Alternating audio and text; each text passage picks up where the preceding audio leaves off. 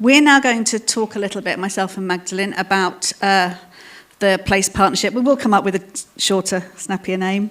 And so we're going to do a bit of a double act, aren't we, explaining exactly what it is and what we're going to be doing over the next 2.5 years. And just to explain, this is what we're starting off doing and what we've got funding to do, but it is by no means the end of the story. It's the beginning of the delivery plan. So just bear that in mind for conversations you'll have with others today and with ourselves of what else. There's always the what else in the room. So shall I pass over to you, Magdalen, to explain the partnership? There'll be a slide. So the partnership is made up of organizations. Many of you are here from a wide range of sectors, from different parts of Greater Manchester to different directorates in Greater Manchester Combined Authority, and that's within the 10 localities. So Wigan, Bolton, Oldham, and the list goes on. And 5 higher education institutions in Greater Manchester. A number of system-wide initiatives, as you can see up there, or organizations, and a considerable number of voluntary and culture sector organizations.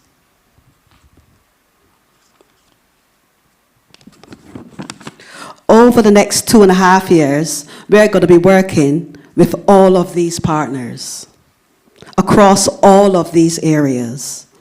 And we'll also be thinking about what next? What else can we do? And what new partnerships we can form. Thank you. So what are we actually going to do? Can I have the next slide, please? So as has been mentioned earlier, this is part of our commitment in Greater Manchester to live well. So that shift in how public services are delivered and how we work better and more powerfully and collaborate with people and communities to reduce health, social and economic inequalities.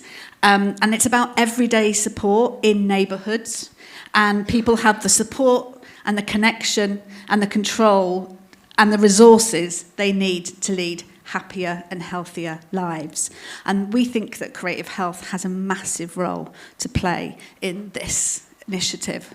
So we've got 6 strands of work that we're going to start with, and these have been co-designed over, well, since we've published the strategy and probably a bit before.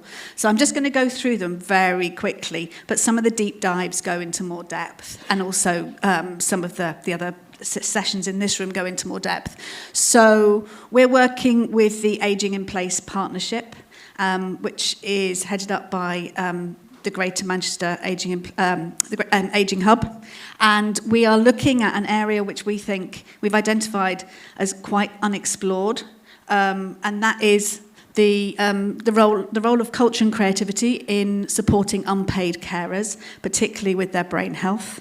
So unpaid carers are a very unseen part of the population and often have very little access to support for themselves, and that can really impact on their brain health and their physical health, their physical and mental health. So we want to explore working with some of the neighbourhoods in the Ageing in Place Partnership, Pathfinder, how we can support them. So we're going to be co-designing. We're starting recruiting like next week for an innovation lab where we're going to bring together experts and people who are passionate about this, and that's experts from across everything from unpaid carers to maybe organisations that usually support them, to work out what can we try, what can we test, and then we're going to be doing that over the summer. So that's the first area of work. We've got 2 strands of work in early years. So we've already done a bit of a test and learn working with Rombert, who you'll meet in a little while. We're going to be working on rolling out an approach to supporting gross motor skills. So how can preschool children be supported with their gross motor skills through movement sessions in their early years settings? When we have to make this sustainable, so we're focusing on training up early years practitioners, and the knock-on effect of that we've already seen is a rise in self-esteem and job satisfaction of those practitioners, and we know that in that sector, recruitment and retention is really difficult. So this project is more nuanced than just delivering some sessions to children, which is important, but it's also about how we support professionals in that sector and how we support the stability of the workforce. We're then working on another early years strand, looking at the role of oracy and storytelling in speech and language. So we'll be focusing on, we'll be working with libraries. Libraries are amazing community resources, and they really embody the idea of live well and those resources in local communities and power in communities. So again, we're going to be co-designing that programme next year. We're working on another strand very close to my heart around neurodivergent young people's mental health and well-being.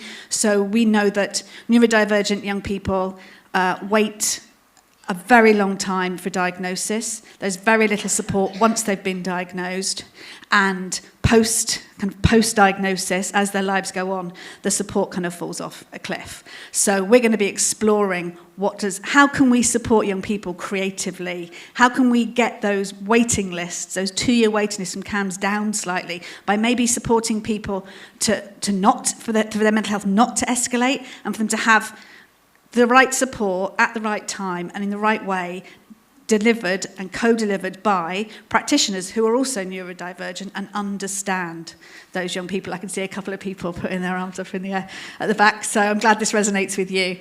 Then moving on to global majority mental health. We've already started this project. We've kind of folding it in, so it's called Myriad.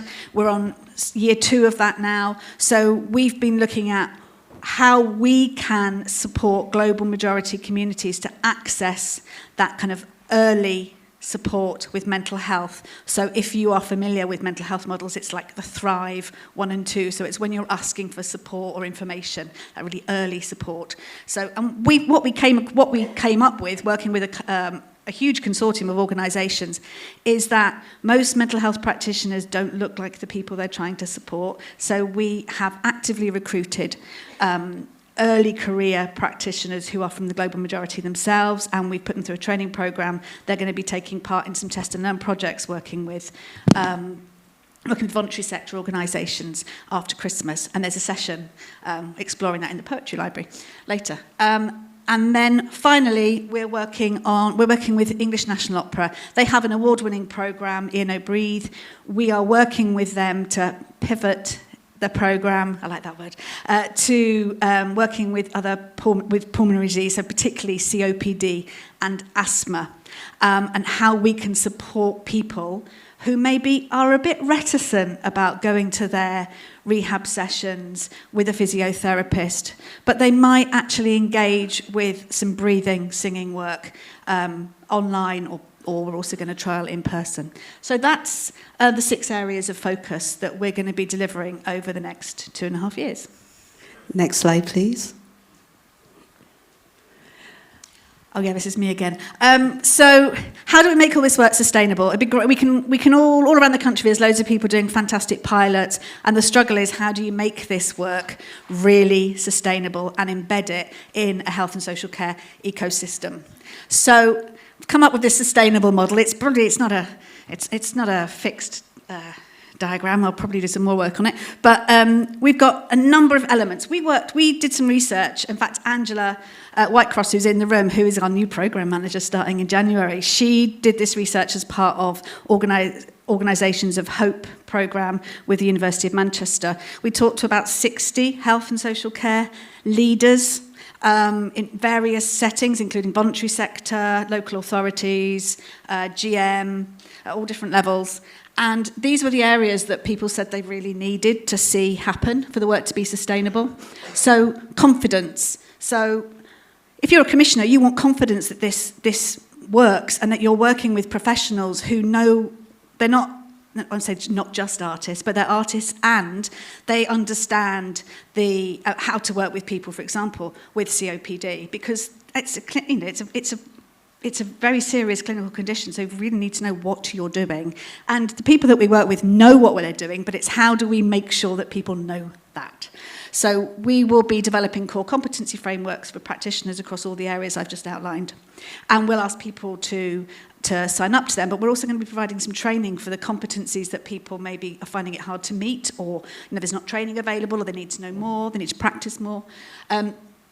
People need access, the system needs access to providers, so we're going to be developing a trusted provider network based around the core competencies, and we're also a lot of networking and comms and a lot of opportunities for people to get into rooms and talk, just like today.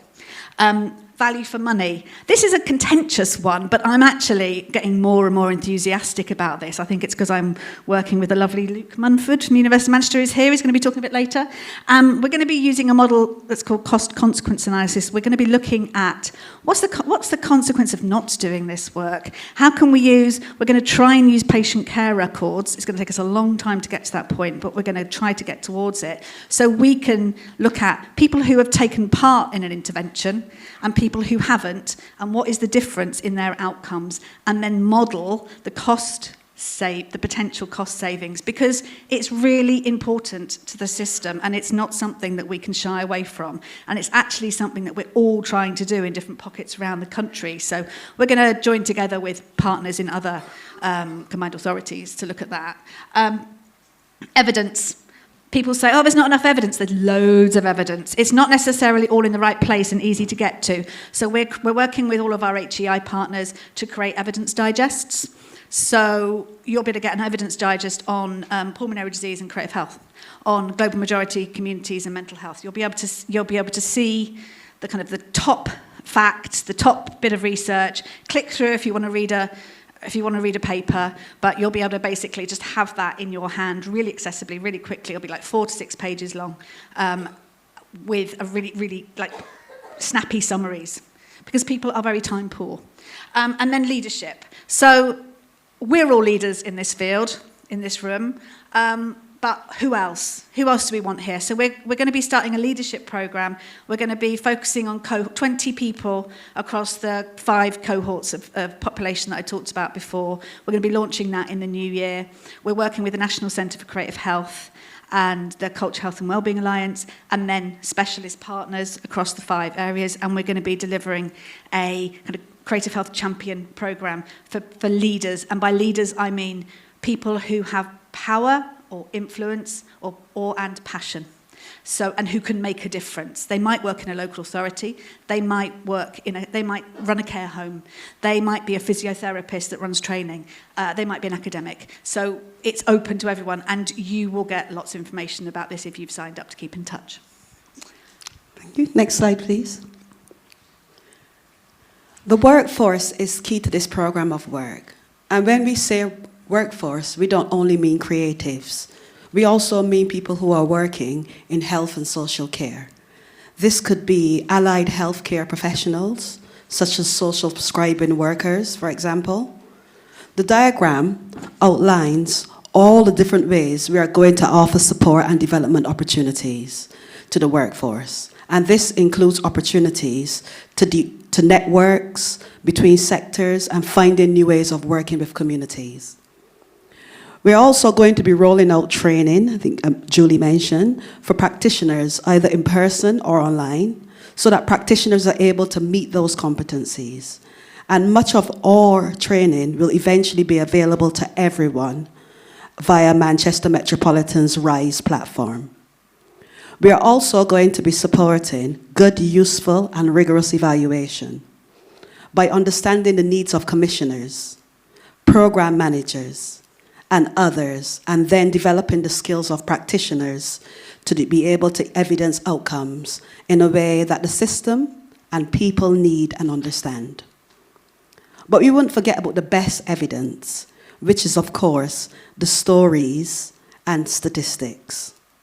Finally, it's important to mention that we will also focus on supporting people with lived experience into the workforce, and we've already generated some of that through the Myriad program.